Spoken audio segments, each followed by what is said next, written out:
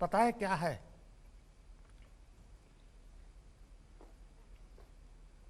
Sir इतना ध्यान में सर ध्यान नहीं गया। नहीं है। देखिए, असम के लोग स की जगह पे ह बोलते हैं और सूरत वाले भी स की जगह पे ह बोलते हैं।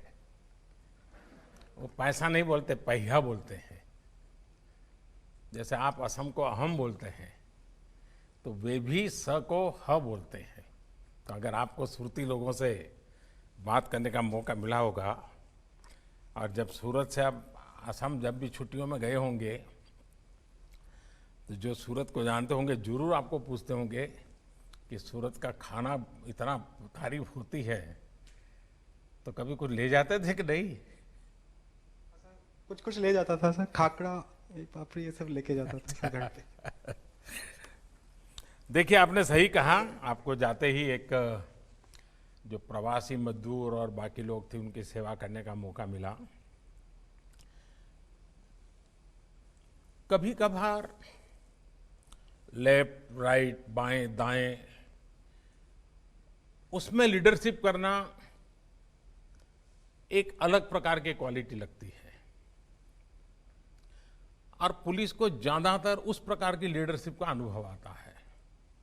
लेकिन जब इस प्रकार के काम में जुड़ते हैं जिसमें बाएं दाएं कम होता है, अपनी बुद्धि शक्ति से और विश्वास से समस्या का समाधान करना होता है और उस समय लीडरशिप देना बहुत ही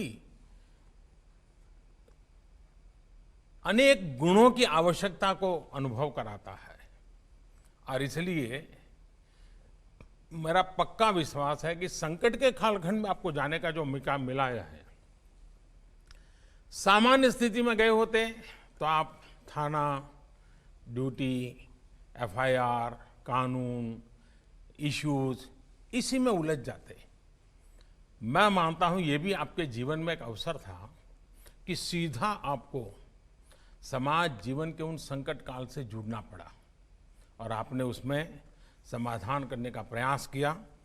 और मुझे विश्वास है कि आप तो टेक्नोलॉजी के बैकग्राउंड के हैं, आपने उस सेवा के काल में टेक्नोलॉजी का भी भरपूर उपयोग किया होगा। टेक्नोलॉजी के माध्यम से व्यवस्थाओं को विकसित करना, लोगों को काम बांटना, उसका रिपोर्टिंग करना, ये जरूर आपने अच्छे ढंग से किया होगा। तो अब आसाम की सेवा और सूरत का रंग भर करके आगे बढ़िए आप। बहुत शुभकामनाएं दास। Thank you.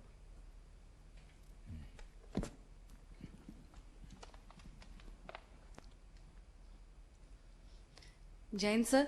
जय हिंद। सर, मेरा नाम तनुश्री है और मुझे जम्मू एवं कश्मीर का आर्डर अलोकेट हुआ है। मेरी district practical training sir Srinagar में हुई थी। इंटेलिजेंस और फोर्सेस का यूज करते हुए पुलिस कैसे आतंकवादी गतिविधियों से लड़कर देश की सुरक्षा में कार्य कर रही है, इस बात का प्रत्यक्ष प्रमाण मुझे मिला देखने को। वहाँ पे सर काउंटर टेररिस्ट ऑपरेशन में भी पार्ट लेने का मौका मिला मुझे। सिक्योरिटी फोर्सेस सर एक जुनैद सहराई नामक आतंकवादी को काफ़ी लंबे समय से पकड़ने का प्रयास कर रही थी। जुनैद हिजबुल मुजाहिदीन में कमांडर था और वैली में रिक्रूटमेंट का कार्यभार संभालता था। सर 18 मई को जम्मू कश्मीर पुलिस के स्पेशल ऑपरेशन ग्रुप को यह खबर मिली कि वो अपने एक आतंकी साथी के साथ किसी समर्थक के घर पे था। तो तुरंत ही पुलिस, एसओजी और सीआरपीएफ की एक टीम ने योजना बनाकर घर को घेरा और आतंकियों को पकड़ने की कोशिश की। जैसे ही सर हम घर के अंदर गए, आतंकियों ने हमारे ऊपर फायरिंग शुरू की, जिसमें हमारा एक जवान भी घायल हो गया। सर पर्सनली मेरे लिए काफ़ी भयभीत करने वाला क्षण था, बट जैसा कि हमारे जवान और टीम ने साहस दिखाया, ना कि सिर्फ घायल जवान को सुरक्षित स्थान पे पहुंचाया, बल्कि ऑपरेशन को तब तक चालू रखा जब तक हमने दोनों टेररिस्ट को न्यूट्रलाइज नहीं किया। सर चूंकि यह घर शहरी जगह पे स्थित था, इसीलिए पुलिस को काफ़ी और कठिनाइयों का भी सामना करना पड़ा, जैसे आमजन की रक्षा और कोई लॉ एंड ऑर्डर की सिचुएशन और ना डेवलप हो सके, इसका भी ख्याल रखना।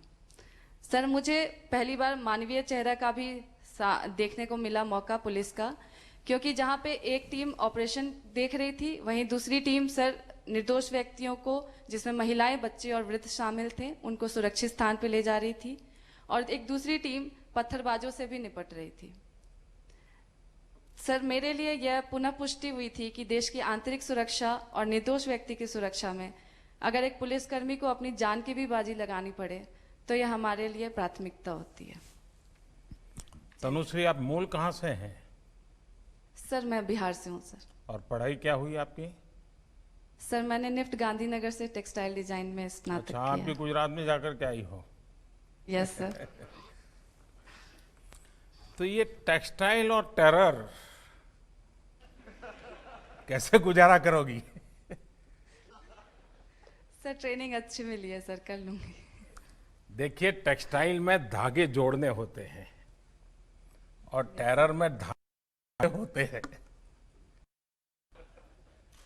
तो बहुत ही तो अलग अलग पहलू के काम करने पड़ेंगे आपको। Yes sir. चलिए, मैं थोड़ा पुलिसिंग के सिवाय अब मेरा मन करता है मैं आपसे बात करूं। ये ठीक है कि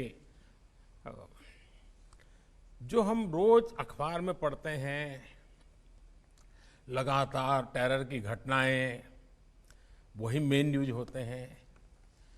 इसके सिवाय भी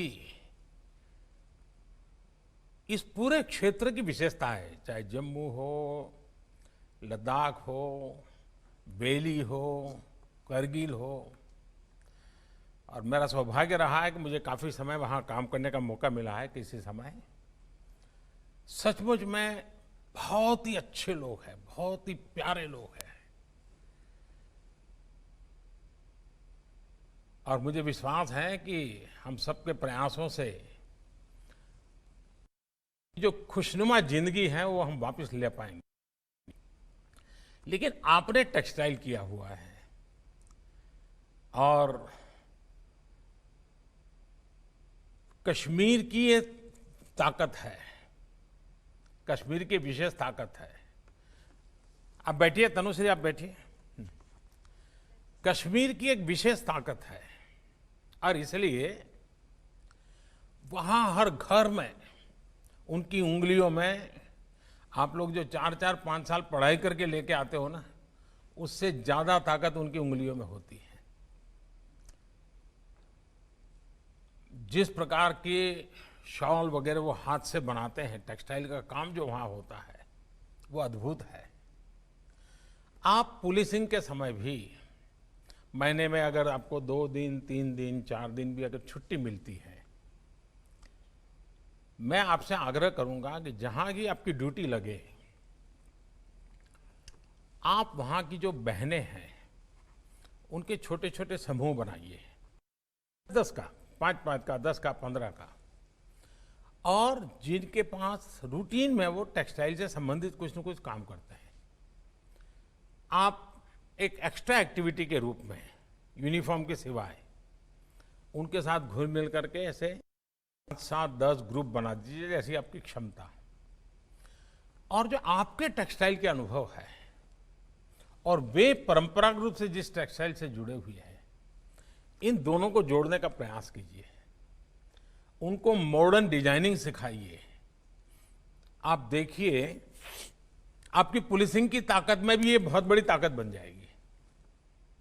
तो मैं आपको तो बिल्कुल दूसरे रास्ते का काम दे रहा हूं, क्योंकि सचमुच में आप उनसे जुड़ेंगे, क्योंकि मैं बहुत जुड़ा हूं इन लोगों से। कभी आपको अद्भुत अनुभव होगा। इतने प्यारे लोग हैं, इतने प्यार से रखते हैं और उनमें कुछ न कुछ नया करने की, सीखने की ताकत होती है।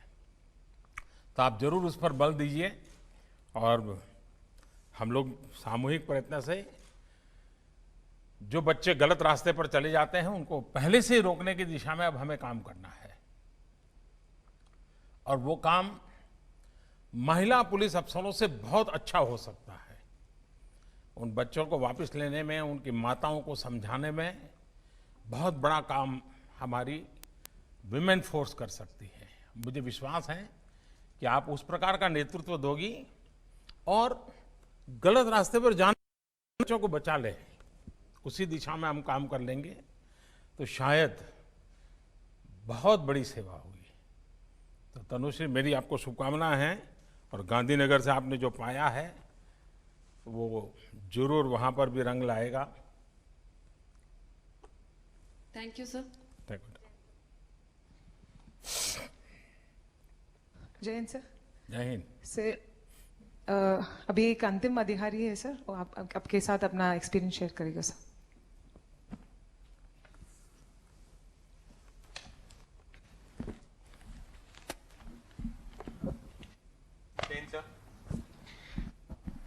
सर मैं ओम प्रकाश जाट राजस्थान के नागौर जिले का निवासी हूं सर, और मुझे गुजरात कैडर आवंटित हुआ है। और कोरोना महामारी के दौरान मेरी फील्ड ट्रेनिंग गुजरात के वलसाड जिले में हुई थी सर। सर इस महामारी के दौरान हमने देखा आपने कि ये जो तनुश्री और दास के पास से गुजरात जान लिया कि नहीं जान लिया? सर जाना सर, जो है मैंने खुद भी जाना, इनसे भी जाना और मेरे गुजराती दोस्तों से भी जाना सर। अच्छा। सर इस महामारी के दौरान क्योंकि वलसाड एक प्रमुख औद्योगिक केंद्र है, तो बहुत सारे माइग्रेंट वर्कर्स वहाँ रहते थे सर। तो इन माइग्रेंट वर्कर्स को ना सिर्फ स्वास्थ्य संबंधी चुनौतियों का सामना करना पड़ा था, बल्कि इनको बेरोजगारी और भूखमरी का भी संकट इन पर आया था। तो ऐसे समय में आपके मार्गदर्शन में वलसाड पुलिस ने बाकी प्रशासन की इकाइयों के साथ मिलकर बहुत ही संवेदनशीलता और सक्रियता के साथ काम किया था सर। इसमें मैंने ये सीखा कि एक खाकी के पीछे छुपा हुआ एक संवेदनशील इंसान मुसीबत के समय बियॉन्ड कॉल ऑफ ड्यूटी जाकर जनता की हर तरह की समस्याओं का समाधान करने के लिए 24 घंटे तत्पर रहता सर। सर आपकी सुशासन की परिकल्पना के अनुसार किसी भी जनता की हर समस्या के लिए एक सिंगल पब्लिक इंटरफेस होना चाहिए। इस महामारी के दौरान वो सिंगल पब्लिक इंटरफेस वो पुलिस थी, और हमने इस जिम्मेवारी को बखूबी निभाया था सर। सर मैं आपके सामने कुछ तथ्यों का उल्लेख करना चाहूँगा सर। वलसाड में माइग्रेंट वर्कर्स के लिए जो हमने खाने पीने की व्यवस्था करी थी, उसमें हमने बहुत सारे देश भर से जो आर्थिक जो मदद आई थी उसको चैनलाइज करके बेनिफिशियरीज का आइडेंटिफिकेशन करके उनमें वल्नरेबल सुनाई एरिया असाइन करके, हाँ ठीक है, सुनाई दिया। इंडिविजुअल डोनर को एक एरिया असाइन करके टोटल 30,000 परिवारों को 2 महीने से भी ज्यादा समय के लिए उनके डोर स्टेप पे राशन की डिलीवरी करी थी sir. Sir inter departmental coordination का पुलिस ने इस समय में बहुत ही एक मिसाल पेश करी थी।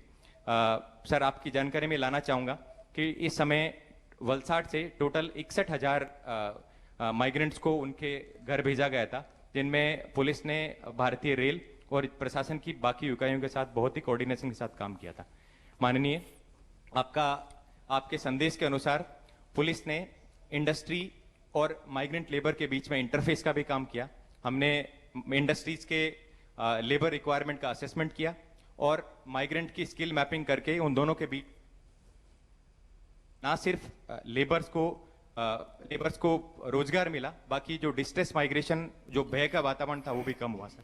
माननीय, आपके संदेश के अनुसार हमने स्लम एरियाज में जाके घर घर जाकर मकान मालिकों से ये गुहार लगाई कि वो इन माइग्रेंट लेबर्स का किराया माफ करे, और मुझे इस देश के नागरिकों पर गर्व है कि उन्होंने इस रिक्वेस्ट को अपना राष्ट्र धर्म समझकर स्वीकार किया था।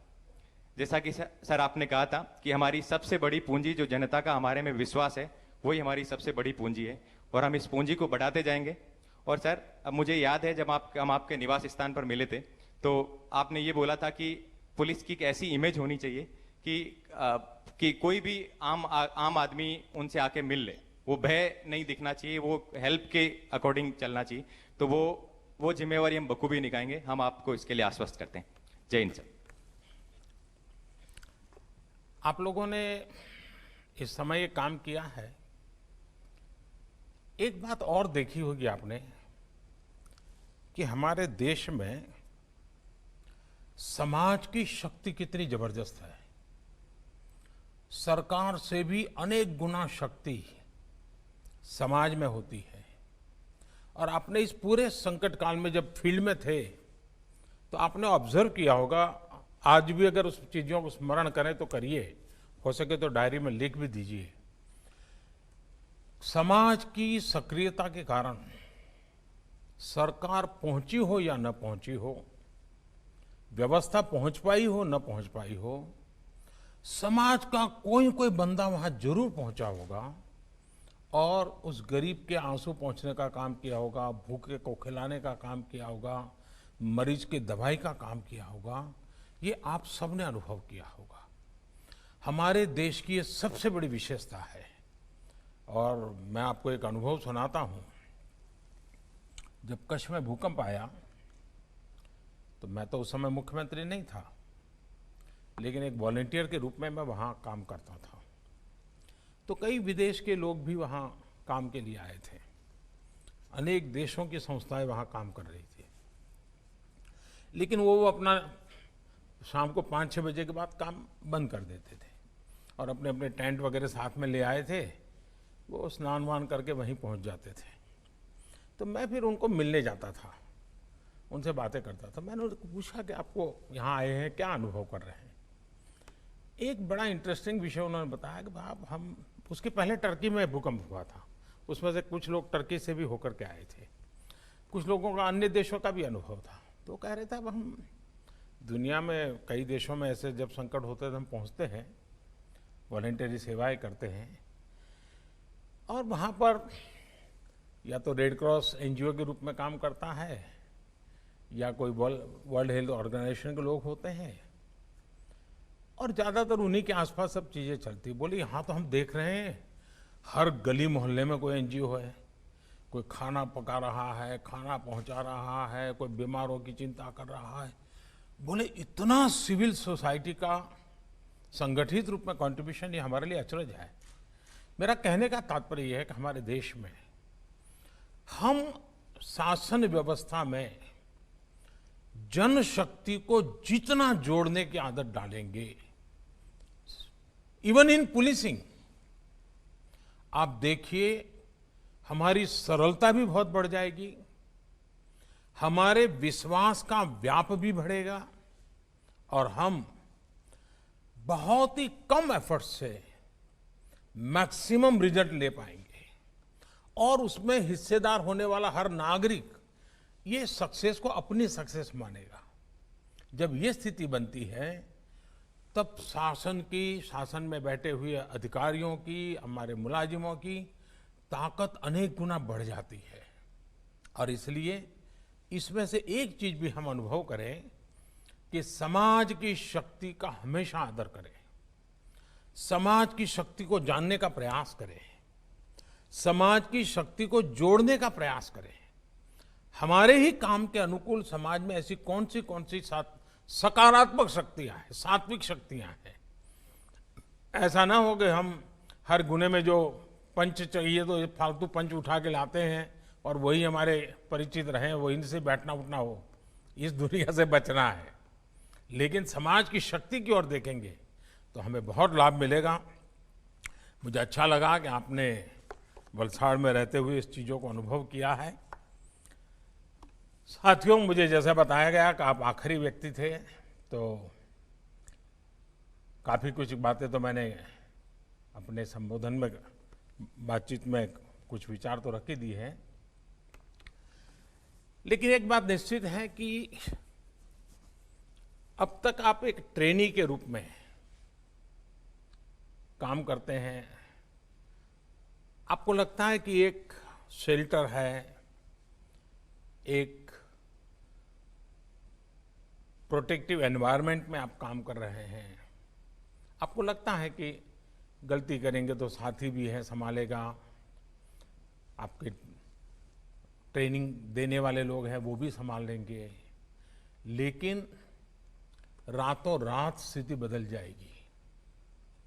जैसे ही यहां से आप बाहर निकलोगे, आप प्रोटेक्टेड एनवायरनमेंट में नहीं होंगे। सामान्य मानवी आपको नए हो, अनुभव अभी हुआ नहीं है, कुछ नहीं समझेगा। वो तो ये समझेगा कि भाई आप तो यूनिफॉर्म में हैं, आप तो साहब हैं, मेरा ये काम क्यों नहीं हो रहा है। अरे आप तो साहब हैं, आप ऐसे कैसे करते हो। यानी आपकी तरफ देखने का नजरिया बिल्कुल बदल जाएगा। ऐसे समय आप किस प्रकार की अपने आप को कैसे प्रस्तुत करते हैं, कैसे आप अपने आप को वहां से कार्यरत करते हैं, इसको बहुत बारीकी से देखा जाएगा। मैं चाहूंगा कि आप इसमें शुरू के कालखंड में जितने ओवर कॉन्शियस रहे जरूर रहे, क्योंकि first impression is last impression. अगर आपकी एक छवि शुरू में ऐसी बन गई कि भाई ये तो इस प्रकार के अफसर हैं, फिर आप कहीं पर भी ट्रांसफर करोगे वो आपकी छवि आपके साथ ट्रैवल करती जाएगी, तो आपको उसमें से बाहर आने में बहुत समय जाएगा। आप बहुत केयरफुली ये कोशिश कीजिए। दूसरा, समाज व्यवस्था का एक दोष रहता है। हम भी जब चुन करके दिल्ली में आते हैं तो 2-4 लोग हमारे आसपास ऐसे ही चिपक जाते हैं, पता ही नहीं होता ये कौन है, और थोड़े दिन में सेवा करने लग जाते हैं। साहब गाड़ी की जरूरत है तो बता देना, व्यवस्था कर दूंगा। पानी की जरूरत है तो बोलिए साहब ऐसा करो, अभी तो आपको खाना नहीं होगा, ये भवन का खाना अच्छा नहीं है, चलिए मैं नजदीक में यहाँ खाना है, मैं ले आऊँ क्या। पता ही नहीं होता ये सेवादार कौन आ जाते हैं। आप भी जहाँ जाएंगे जरूर ऐसी एक टोली होगी जो शुरू में आपको भी जरूरत होती है क्योंकि नए हैं, इलाका नया है, और अगर उस चक्कर में फंस गए तो फिर निकलना बहुत मुश्किल हो जाएगा। आप कष्ट हो शुरू में तो कष्ट, नया इलाका है तो नया इलाका, अपनी आंखों से, अपने कान से, अपने दिमाग से चीजों को समझने का प्रयास कीजिए। शुरू में हो सके तो अपने कान को फिल्टर लगा दीजिए। आपको लीडरशिप में सक्सेस होना है तो शुरू में आपके कान को फिल्टर लगा दीजिए। मैं ये नहीं कहता हूं कान को ताला लगाइए, मैं फिल्टर लगाने के लिए कह रहा हूं। इससे क्या होगा कि जो जरूरी चीजें हैं, जो आपकी कैरियर के लिए, आपकी ड्यूटी के लिए, एक इंसान के नाते वो फिल्टर की हुई चीजें जब आपके दिमाग में जाएगी आपको बहुत काम आएगी। सारा कूड़ा कचरा, वरना तो आप देखिए कोई भी जाता है तो लोग उसको एक डस्टबिन मान लेते हैं, और जितना बड़ा आदमी उतना बड़ा डस्टबिन मानते हैं, और कूड़ा कचरा फेंकते ही चले जाते हैं, और हम भी उस कूड़े कचरे को संपत्ति मान लेते हैं। हम अपने मन मंदिर को जितना साफ रखेंगे उतना फायदा होगा। दूसरी एक विषय, क्या कभी हमने अपने थाने के कल्चर को बल दिया है क्या? हमारा थाना एक सामाजिक विश्वास का केंद्र कैसे बने, उसका एनवायरनमेंट।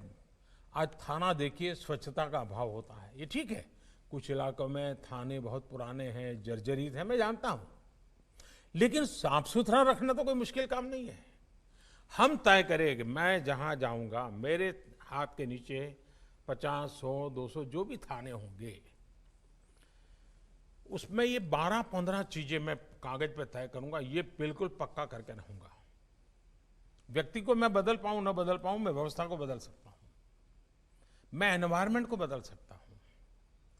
क्या आपकी प्रायोरिटी में ये चीज हो सके? और आप देखिए फाइलें कैसे रखना, चीजें कैसे रखना, कोई आए तो कैसे बुलाना, बिठाना, इन छोटी छोटी चीजों को आप कर लीजिए। कुछ पुलिस के लोग जब नए ड्यूटी पर जाता है तो उनको लगता है कि मेरा रौब पहले मैं दिखा दूं, लोगों को मैं डरा दूं, मैं लोगों में एक अपना हुक्म छोड़ दूं, और जो एंटी सोशल एलिमेंट हैं वो तो मेरा नाम से ही कांपने चाहिए। ये जो सिंघम वाली फिल्में देख करके जो बड़े बनते हैं, उनके लिए दिमाग में ही भर जाता है, और उसके कारण करने वाले काम छूट जाते हैं। आपके हाथ के नीचे अगर 100 लोग, 200 लोग हैं, 500 लोग हैं, उनमें क्वालिटेटिव चेंज कैसे आए, फिर एक अच्छी टीम कैसे बने, आपकी सोच के अनुसार अच्छा, आप देखिए आपको देखने का तरीका बदल जाएगा। सामान्य मानवीय पर प्रभाव पैदा करना है कि सामान्य मानवीय में प्रेम का सेतु जोड़ना है, तय कर लीजिए। अगर आप प्रभाव पैदा करेंगे तो उसकी उम्र बहुत कम होती है, लेकिन प्रेम का सेतु जोड़ेंगे तो आप रिटायर्ड हो जाएंगे, तब भी जहां आपकी पहली ड्यूटी रही होगी वहां के लोग आपको याद करेंगे कि 20 साल पहले ऐसा एक नौजवान अफसर हमारे यहाँ आया था, भाषा तो नहीं जानता था, लेकिन जो उसका व्यवहार था, लोगों के दिलों को जीत लिया था। आप एक बार जन सामान्य के दिल को जीत लेंगे, बदल जाएगा। एक पुलिसिंग में मान्यता है। मैं जब नया नया सीएम बना तो गुजरात में दिवाली के बाद नया साल होता है, तो हमारे यहाँ एक फंक्शन छोटा सा होता है जिसमें पुलिस के लोगों से दिवाली मिलन का कार्यक्रम होता है और मुख्यमंत्री उसमें रेगुलर जाते हैं। मैं भी जाता हूँ। जब मैं जाता था, पहले जो मुख्यमंत्री जाते थे वो जा करके मंच पे बैठते थे और कुछ बोलते थे और शुभकामनाएं दे के निकल जाते थे। मैं वहाँ जितने हैं उनको मिलता था। तो मैं शुरू में जब गया तो वहाँ जो पुलिस के अधिकारी थे उन्होंने मुझे रोका, बोले साहब सबसे हाथ क्यों मिला रहे हैं आप, मत मिलाइए। अब उसमें कांस्टेबल भी होते थे, छोटे मोटे हर प्रकार के मुलाजिम होते और करीब 100-150 का गैदरिंग होता था। मैंने कहा क्यों? अरे बोले साहब के तो हाथ ऐसे होते हैं कि आप हाथ मिलाते मिलाते तो शाम को आपका हाथ सूजन आ जाएगी और ट्रीटमेंट करनी पड़ेगी। मैंने कहा ये क्या सोच है आपकी? वो भी तो समझता है कि मैं जिससे मिल रहा हूं उसका हाथ बड़ा सामान्य है तो मैं उस प्रकार से मिलूंगा, लेकिन एक सोच पुलिस है मतलब ऐसा ही होगा। वो गाली बोलेगा, वो तू तू करेगा, फटकारेगा, ये कल्पना गलत है जी। इस कोरोना कालखंड के अंदर ये जो यूनिफॉर्म में बनी बनाई जो छवि है वो पुलिस रियल में नहीं है। वो भी एक इंसान है, वो भी अपनी ड्यूटी मानवता के हित के लिए कर रहा है। ये जन सामान्य में भरेगा हमारे अपने व्यवहार से। हम अपने व्यवहार से ये पूरा कैरेक्टर कैसे बदल सकते हैं। उसी प्रकार से मैंने देखा है कि आमतौर पर पॉलिटिकल लीडर्स और पुलिस का सबसे पहला मुकाबला हो जाता है और जब यूनिफॉर्म में होता है तो उसको लगता है कि मैं ऐसा करूंगा तो मेरा बराबर जमेगा और 5-50 ताली बजाने वाले तो मिल ही जाते हैं। हमें भूलना नहीं चाहिए कि हम एक डेमोक्रेटिक व्यवस्था में हैं। लोकतंत्र में दल कोई भी हो, जनप्रतिनिधि का एक बड़ा महत्व होता है।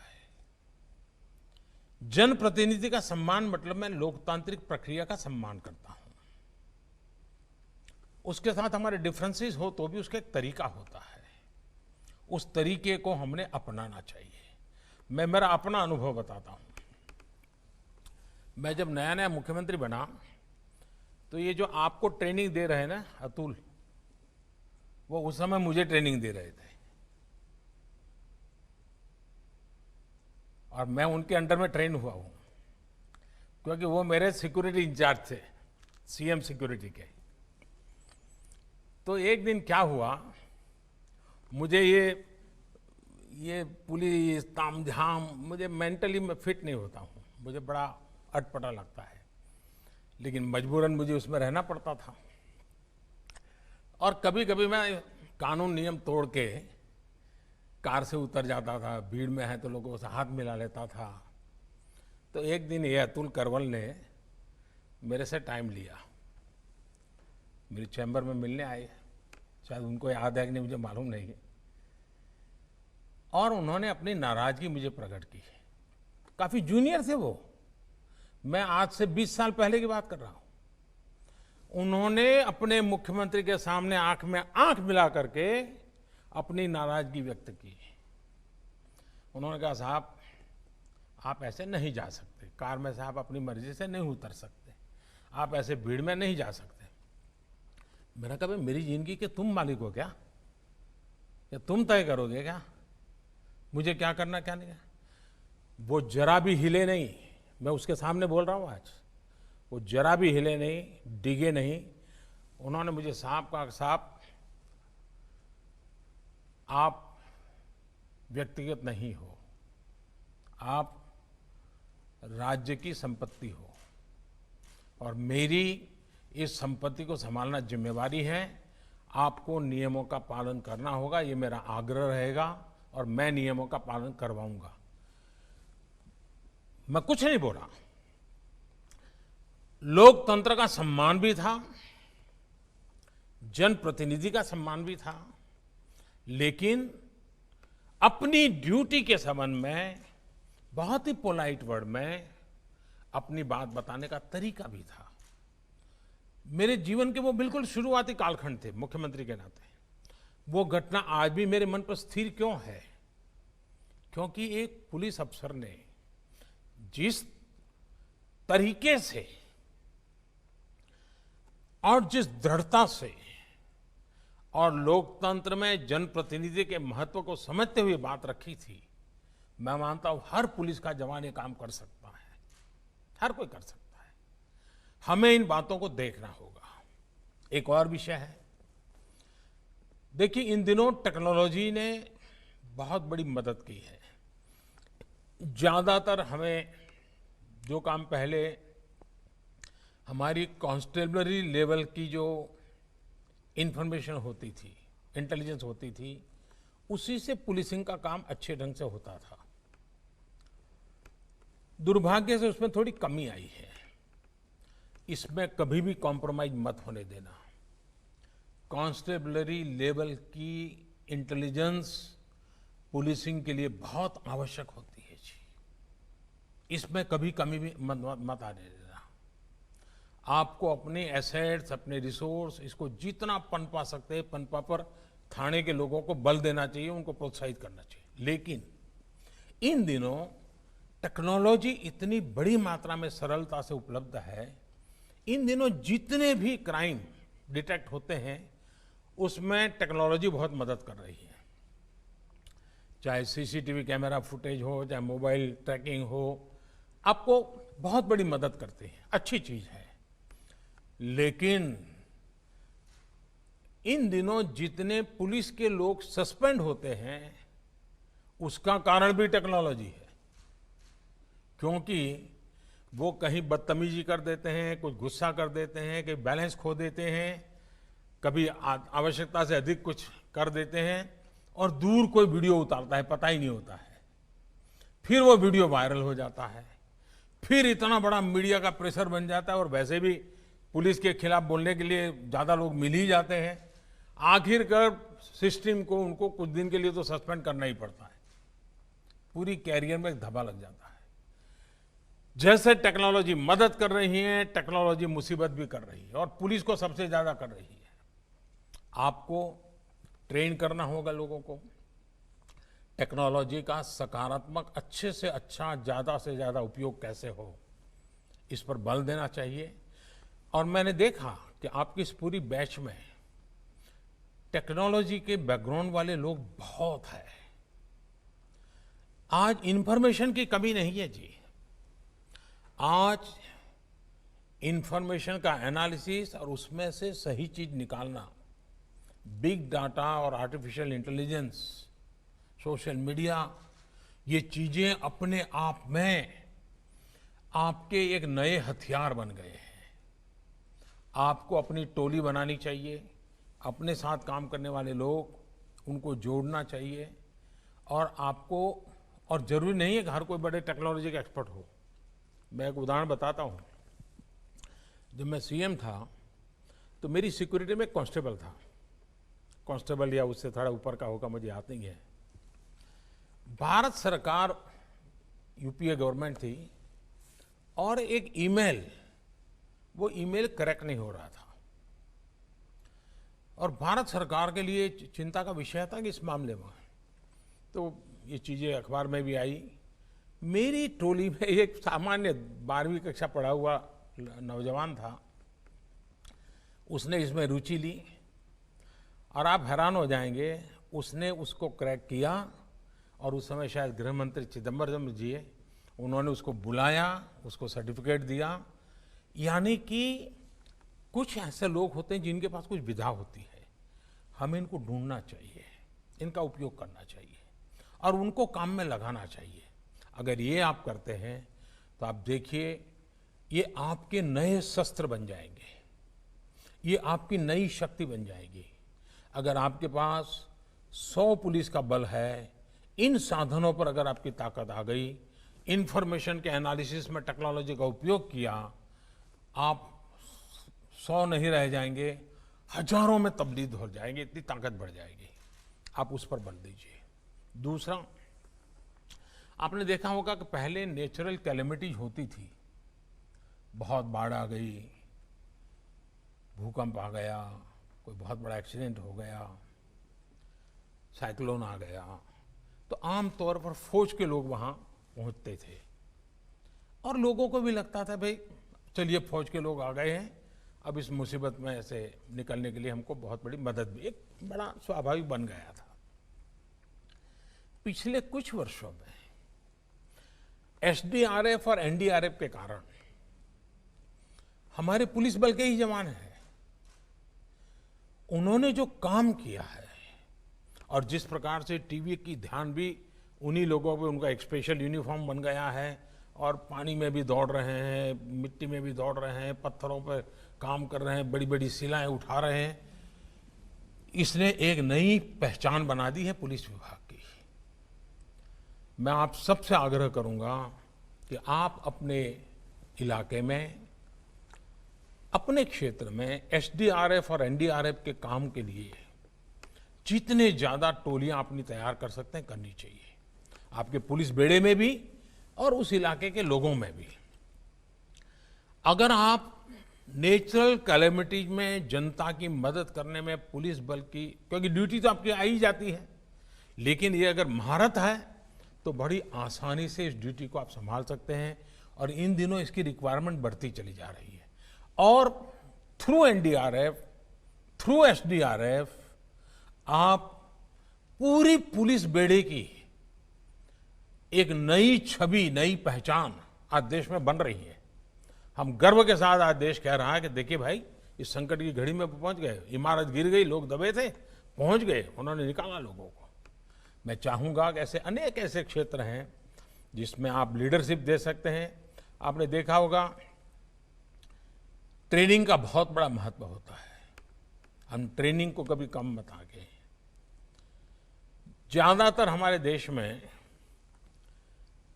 सरकारी मुलाजिम के लिए ट्रेनिंग को पनिशमेंट माना जाता है। ट्रेनिंग यानी कोई निकम्मा अफसर होगा तो उसको ट्रेनिंग के काम में लगाया होगा, ऐसी इंप्रेशन बन जाती है। हमने ट्रेनिंग को इतना नीचे कर दिया है, वो हमारी सारी गुड गवर्नेंस की समस्याओं की जड़ में है और उसमें से हमको बाहर आना होगा। देखिए, मैं अतुल करवाल की दोबारा तारीफ करना चाहूंगा आज। अतुल को, उसका वो भी टेक्नोलॉजी बैकग्राउंड के हैं, एवरेस्ट हो आए हैं, बड़े साहसिक हैं। उनके लिए पुलिस में कोई भी पद प्राप्त करना मैं नहीं मानता मुश्किल है, लेकिन आज से कुछ साल पहले भी उन्होंने हैदराबाद में ट्रेनिंग के काम को खुद ने चॉइस से लिया था और वहां आके काम किया था। इस बार भी उन्होंने खुद ने चॉइस से कहा कि मुझे तो ट्रेनिंग का काम दीजिए, और वो आज वहां आए हैं। इसकी बहुत बड़ी अहमियत होती है जी। मैं चाहूंगा कि इसको महत्व दिया जाए और इसलिए भारत सरकार ने एक मिशन कर्मयोगी, अभी 2 दिन पहले ही कैबिनेट ने उसको मंजूर किया है। हम बहुत बड़ी प्रतिष्ठा देना चाहते हैं इस ट्रेनिंग की एक्टिविटी को, एक मिशन कर्मयोगी के रूप में देना चाहते हैं। मुझे लगता है कि इसको करना चाहिए और आगे बढ़ाना चाहिए। मैं एक अपना अनुभव और बताना चाहता था। मैं गुजरात में एक 72 घंटे का एक कैप्सूल बनाया था मैंने ट्रेनिंग का, और सरकारी अफसरों को 3-3 दिन के लिए, सब प्रकार के मुलाजिम के लिए अलग अलग ट्रेनिंग थी 72 घंटे की। और बाद में मैं खुद उनका फीडबैक लेता था, क्या अनुभव आया। जब शुरू का कालखंड था तो एक 250 लोग जिन्होंने ट्रेनिंग ली थी, मैंने उनकी मीटिंग की, पूछा भाई कैसा रहा है 72 घंटे में। ज़्यादातर लोगों ने कहा था 72 घंटों को जरा बढ़ाना चाहिए, हमारे लिए बहुत उपयोगी होता है। कुछ लोगों ने कहा कि विषय, उसमें एक पुलिस वाला खड़ा हुआ, उसने, मैंने पूछा भाई आपका क्या अनुभव रहा। उसने मुझे कहा, मुझे साहब इस 72 घंटे में मैं अब तक पुलिस वाला था, इस 72 घंटे ने मुझे इंसान बना दिया। इन शब्दों की बहुत बड़ी ताकत थी। वो कहता है कि मुझे कोई मानता ही नहीं था कि मैं इंसान हूं, सब लोग ये देखते हैं मैं पुलिस वाला हूं। इस 72 घंटे की ट्रेनिंग में मैंने अनुभव किया कि मैं सिर्फ पुलिस नहीं हूं, मैं एक इंसान हूं। देखिए, ट्रेनिंग की ये ताकत होती है। हमें ट्रेनिंग की लगातार, अब जैसे आपके यहाँ परेड, आपको पक्का करना चाहिए परेड के जो घंटे हैं 1 मिनट कम नहीं होने देंगे। आप अपने स्वास्थ्य की जितनी चिंता करें, अपने साथियों को हमेशा पूछते रहिए स्वास्थ्य का कैसा है, एक्सरसाइज करते हो नहीं करते हो, वेट कंट्रोल रखते हो नहीं रखते हो, मेडिकल चेकअप कराते हो नहीं कराते हो।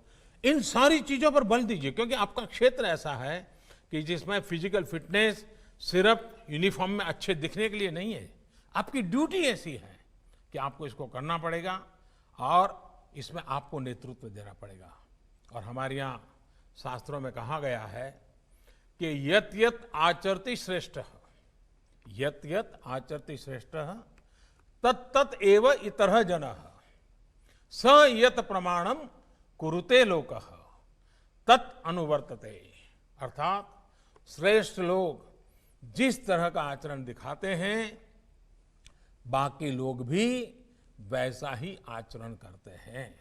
मुझे विश्वास है कि आप उस श्रेष्ठ जनों की श्रेणी में हैं, आप उस श्रेष्ठता को सिद्ध करने की श्रेणी में हैं।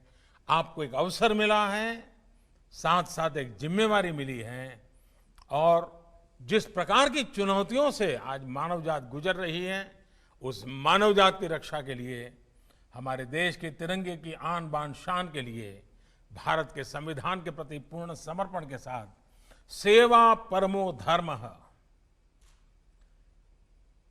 रूल की अपनी एक महत्ता है, लेकिन रोल इसकी विशेष महत्ता है। मैं रूल बेस्ड काम करूंगा कि रोल बेस्ड काम करूंगा, अगर हमारा रोल बेस्ड ज्यादा महत्वपूर्ण मानेंगे तो रूल तो अपने आप फॉलो हो जाएंगे, और हमारा रोल परफेक्टली हमने पालन किया तो लोगों में विश्वास और बढ़ जाएगा। मैं फिर एक बार आप सबको बहुत बहुत शुभकामनाएं देता हूं, और मुझे विश्वास है कि खाकी का सम्मान बढ़ाने में आपकी तरफ से कोई कमी नहीं रहेगी। मेरी तरफ से भी आपकी, आपके परिवारजनों की, आपके सम्मान की जो कुछ भी जिम्मेवारियां निभाने की है, उसमें कभी कमी नहीं आने दूंगा। इसी विश्वास के साथ आज के शुभ अवसर पर अनेक अनेक शुभकामनाएं देते हुए आपको मैं शुभास्ते पंथा कहता हूं। धन्यवाद।